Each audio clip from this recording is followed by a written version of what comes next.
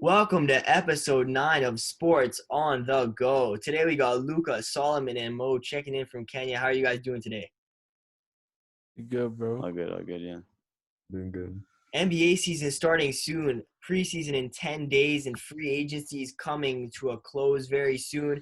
Anthony Davis still a free agent. I think there's not going to be any surprises. I think we all know he's going to be signing with the Lakers. NBA draft happened. We got some steals. People picked too high. We're going to start with the NBA draft first. Let's talk about the first pick and Anthony Edwards. We all knew I had a feeling that Anthony Edwards was going to be drafted by the Timberwolves first pick. I think his potential is great. But let's go to the Timberwolves fan first. Luca, what do you think about their pick? Do you like their pick? Were you expecting them to pick someone else? Like, what did you think about it? Anthony Edwards is a good pick. However, he needs to work a little bit on defense. That's sort of where we need strength. We don't really have a really big defensive player, although I do like that they picked up Rondae Hollis-Jefferson recently to fill in that power forward spot. A small, athletic defensive power forward. However, Anthony Edwards sort of needs to fill that spot. I know there is some debate between picking up either Anthony Edwards or LaMelo Ball, but I think going with Anthony Edwards as a player and as a athlete is better rather than having LaMelo Ball sort of, I don't know, I feel like he's way more overrated than people sort of say, Yeah, so no, I agree. I think it's better to have Anthony Edwards for sure. Yeah, and I agree. I think Minnesota has like a big three now, like with Karl-Anthony Towns, D'Angelo, and Anthony Edwards. Like, I think their future is going to be bright. But do you think their future is now? Do you think they're going to make the playoffs this year or not? I don't know. I think they're going to be on the edge. I think they're probably going to be like a number 9 seed or something like that. I don't know. They're going to be like right there on the edge, and hopefully next season or something, they maybe pick up someone in free agency or, a player that can sort of facilitate on both ends and stuff like that. So I hope in the future, maybe in the next 2 to 3 years, that they're going to, And especially like with the NBA changing their like playoff this year, where they'll have the 9th and 10th seeds play in a play-in game, play-in tournament to try to get into the playoffs. So if they get to that 9 seed, they could potentially be dangerous to whoever's in the 7 and 8 seed. Yeah, so let's move on now. What did you want to say?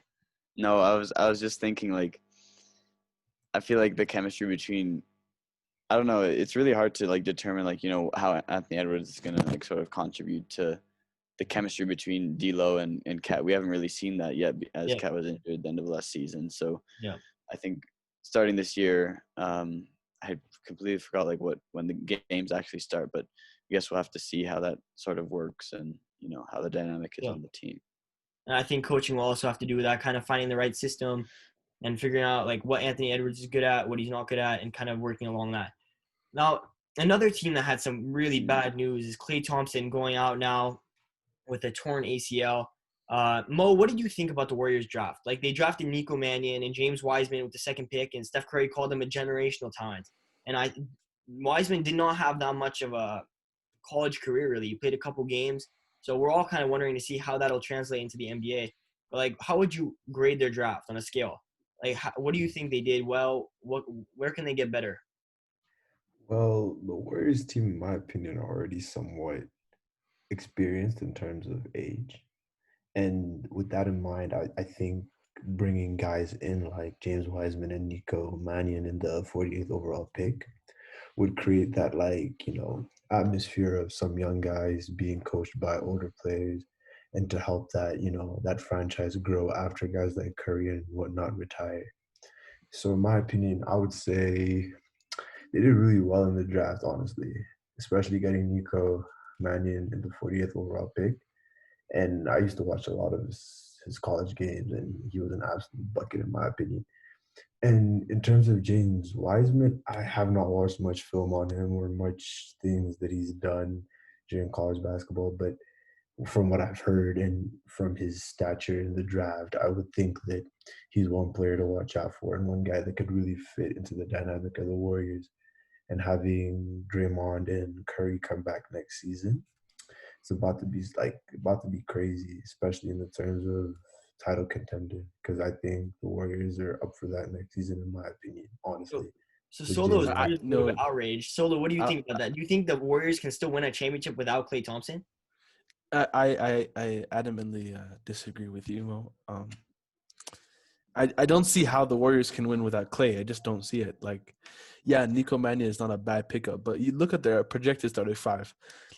Let's just say they do like something like this: Curry, Oubre, Wiggins, Draymond, and Wiseman. Like, okay, you got Steph Curry, the greatest shooter of all time. That's no doubt. Everyone knows that. After that, like that seems like just like a dysfunctional, like there's no spacing.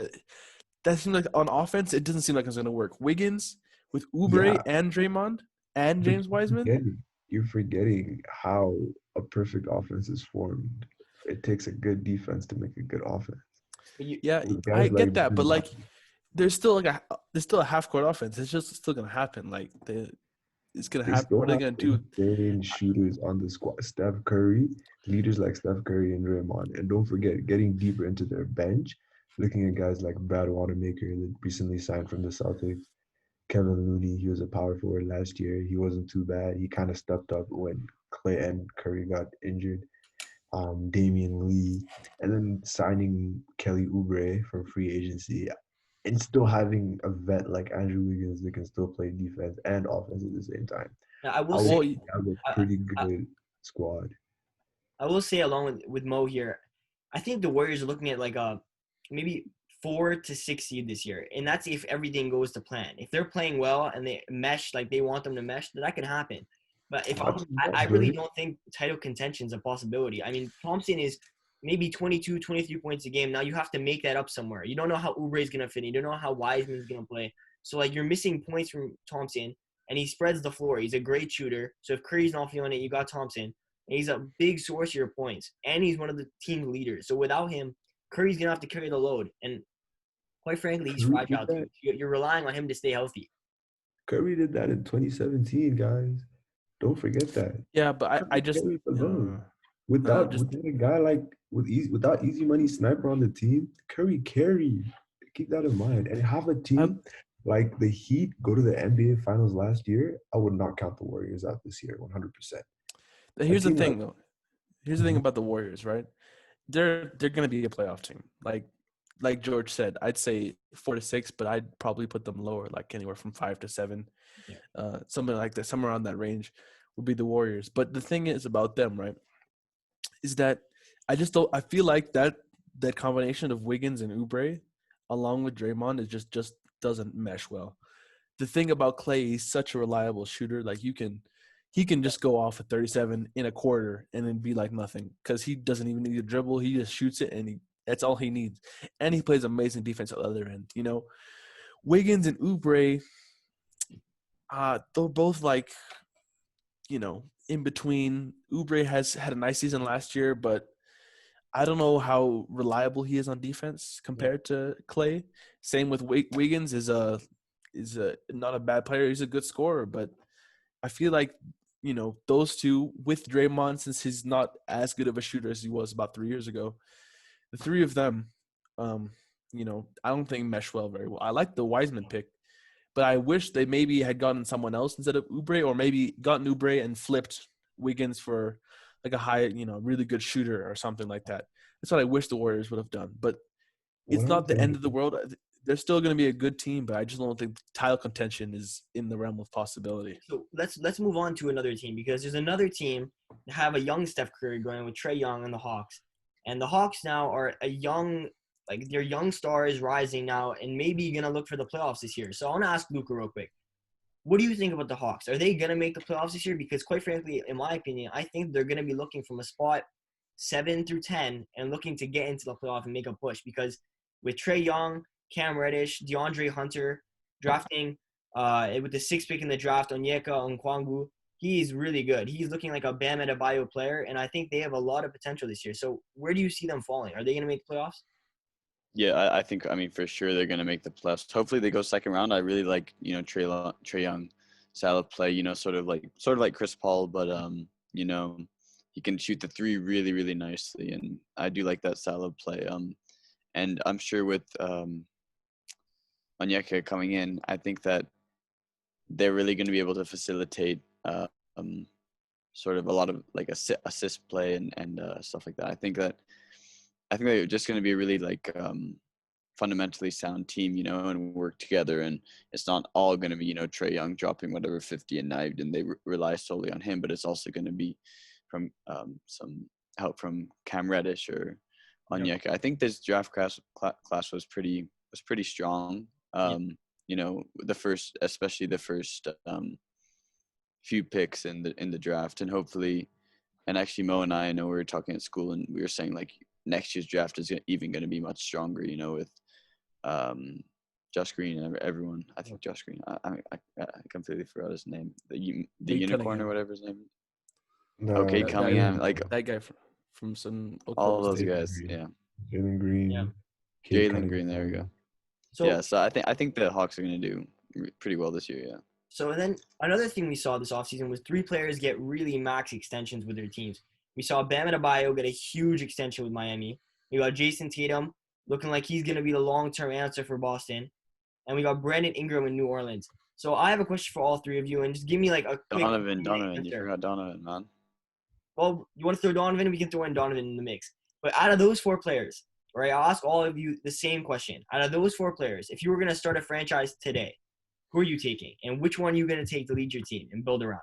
Well, we'll start with Solomon because clearly he has like a quick answer. Then we'll go to Luka as well. So Solomon, who are you taking? This is really obvious in my opinion. I have no doubt in my mind that it's Jason Tatum. There any other answer to this question is incorrect. Just look at what Tatum did last year with the Celtics. First of all, they made the Eastern Conference Finals, and he was the leader of that team. That's a fact, all right? Dude is a walking bucket. Any way you want, he's going to do it on offense. And he also really improved on defense in the playoffs in this year as well. He was not like a liability. He was athletic. He played well. In the Heat series, he wasn't amazing, but he's not a terrible defender and can continue to rise.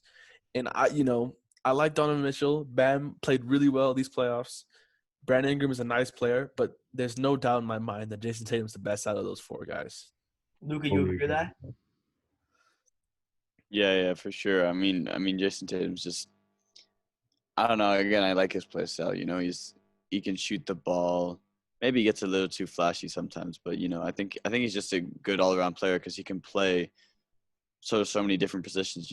He's mainly a small forward, power forward, but I'm sure he could go to shooting guard or something like that. So I think that's he's just a great sort of fit for any team you want to structure him around. I'm sure you could play a big man or I don't know. I feel like he's just a great sort of player, Yeah. Yep. Mo, do you agree with that? I think you have a different answer. Guys, Jason Tatum is the future of the NBA. This boy averaged 23.4 points per game, 45% field goal percentage, 40% 3-point percentage. Are you guys?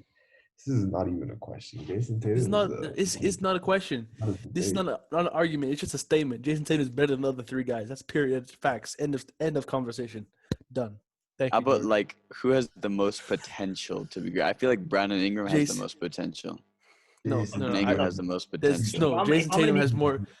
Jason Tatum has more potential than Brandon. I'm being Ingram. completely honest. Guaranteed. I have to agree with Luka there. Like, if you look at Brandon Ingram right now, he looks like a KD type player. Like he's young, he's slim, he's a shooter. Now do I think he's gonna be as great as KD? No, quite frankly I don't think so.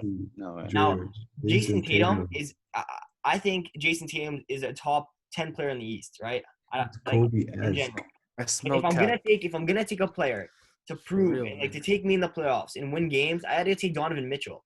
Like if you watch his performance this year, with less than the Celtics have, Donovan Mitchell dropped 50 multiple times. I would take Jamal Murray over Donovan Mitchell any day. I'll agree with that. No, that's disrespect. That's 100%. No, it's true. Jamal is just a Jamal Murray did. I love him, man. I think Donovan Mitchell did more with less. Like, look, the Celtics had Jaylen Brown, a great scorer. Kemba Walker. Okay. No. It wasn't like Tatum was by himself. Great coaching. Nope. Thank you, Mitchell. Tell me another score that Mitchell had in the bubble. This is okay, George. I have to break it to you. Points per game throughout the season, 23.4 points per game. It's not a.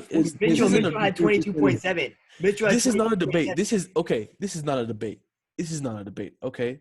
First of all, doesn't have that clutch gene like Jason Tatum does. Jason When did Tatum Tatum is like drop 50 in the Thank playoffs? you. Just think about player. this. Yo, Mo, I when know did I know Tatum drop, this is it's a when did team. Tatum drop the 50 thing- in the playoffs? that- Tatum will drop 30 points any given night. You tell him to drop 30 points. And Mitchell he'll can drop 30. 50 any given night. Mitchell dropped Ooh. 50 So what? multiple So times. what if it does? He dropped Here's the thing. points It like doesn't 30. matter because he didn't lead his team anywhere. He lost in a hard He series had to a the worse Denver team. team. But it doesn't. That doesn't matter. The best players lead their teams to as far as they can go. Shoot, that's my bad. What's it called? Jason Tatum led him to the conference finals, and he was like beasting too. And who did he Like get? Mo said, Jason Tatum could drop 50 every night, but he doesn't need to. And He has let me Jalen Brown and other something. guys. He just doesn't need to.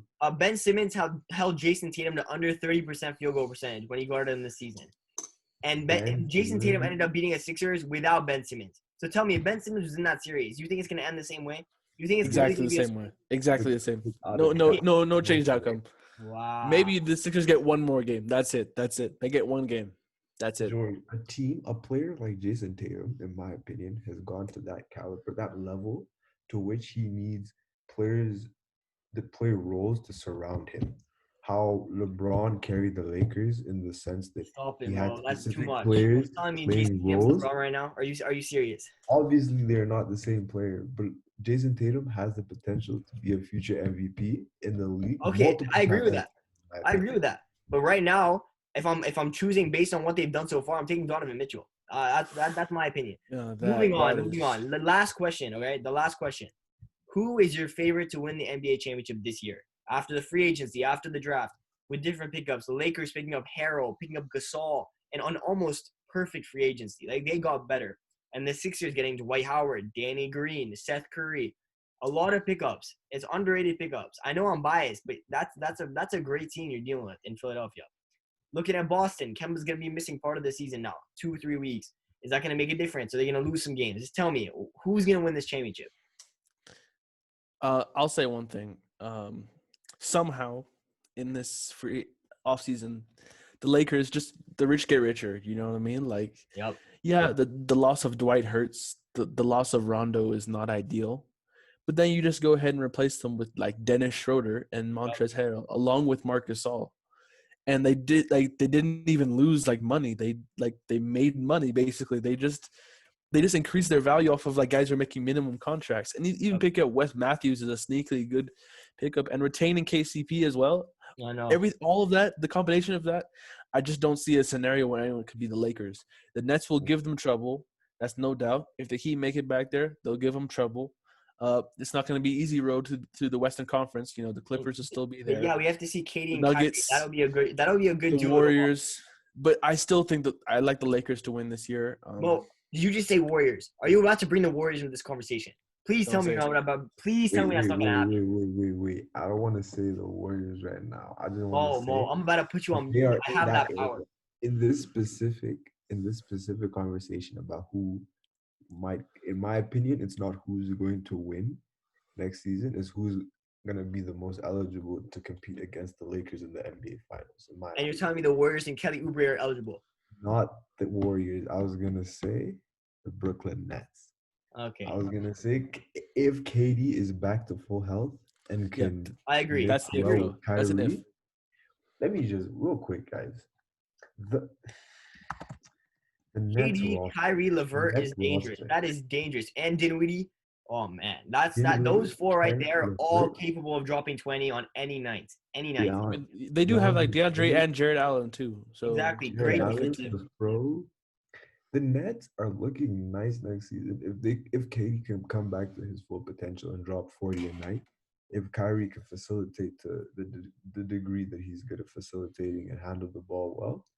And honestly, I think it really depends on how they mesh with each other. Because if those two can't find a dynamic in which they know like who's the top dog or who takes the last shot, if they can't find that type of dynamic, it's not going to work out. And I agree. I think Kyrie really needs to take that Robin role, the Batman. I think Kevin Durant easily needs to be that player taking the last shot in the game. And Kyrie needs to understand, like, okay, I'm not going to be the main man this year. And it didn't work with me in Boston. I was the main man, did not work. Like, he needs to understand that. So I'm going to take backup role, and I'll play like what I did with LeBron in Cleveland. LeBron was the man. We won a championship. If he can do that with Kevin Durant, they could win a championship just as well. And Luka, what are you thinking? Who's going to take the chip home this year? I mean, I think for sure the Lakers. I like Montrezl Harrell and Dennis Schroeder much better than Rondo and Dwight. I mean, Harrell, I don't know. He's just like they're both, sixth man Energy. of the year and running up sixth man of the year. I don't know, they're just really good guys to have on your team, I feel like. And they can facilitate everything. And I mean, going with the Brooklyn Nets argument, I don't know. I mean, two like superstars who are probably extremely cocky on the same team, and they could be butting heads and stuff. But I think Kyrie and KD are pretty good friends. So I don't know how that dynamic's gonna work. And then Karis LeVert, I really like Karis LeVert and Dinwiddie, like probably the two of among the most underrated players in the league for sure. Like I really just Dinwiddie really stepped it up a few seasons ago. I can't really remember when, but LeVert also, just a really athletic.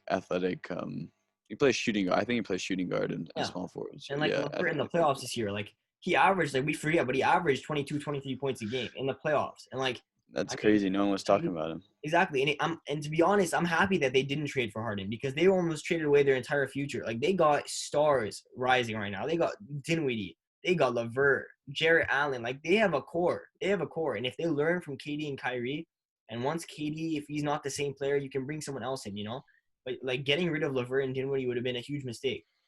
But we'll have to see what happens this year. It'll be really interesting. A lot of the teams who were already great just got better. They just got the best players. And now we'll see what happens with the Hornets. LeVar Ball saying Lonzo's going to come to Charlotte and they're going to win a championship, him, Jello, and Melo. I don't think that's going to happen, but we'll see. Anyways, I want to thank you all for joining our Sports on the Go episode today. Hopefully I'll have you all back sooner or later. But thank you.